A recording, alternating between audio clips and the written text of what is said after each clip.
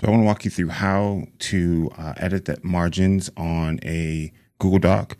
Now I've made the transition from Microsoft Word to Google Docs because for some reason they got harder to work with, I think, and they got more expensive. So I'm gonna be doing a lot of videos on how to work with Google Docs, and this one is how to edit the sizes of your margins. Now, you can see that I have a document here, and just to define what a margin is, it's going to be the space between the text and the top, or the space between the text and the side of the page, or the text and the bottom. So we have a top, bottom, left, and right margin. These are set to 1 inch each. And if we needed to change those, what you would do is go to File. Inside of File, we're going to go down to Page Setup. And here you have margins, and you can see that it's measured in inches.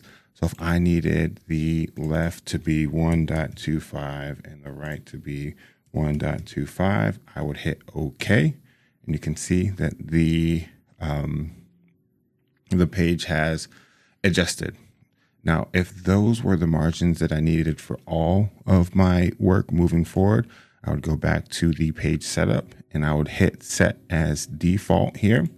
And what that's going to do is every time I open up a new document, those margins are already going to be defined.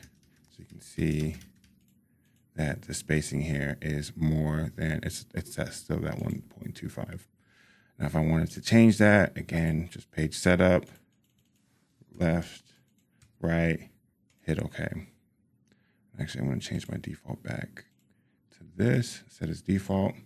But that is how you work with the margins. Now, you can do the same thing with the top and the bottom, left and the right, to whatever size you need. So pretty easy video, guys. I hope it helps. If it does, like and subscribe. If you have a request, drop it in the comment, and I'll see you next time. Bye.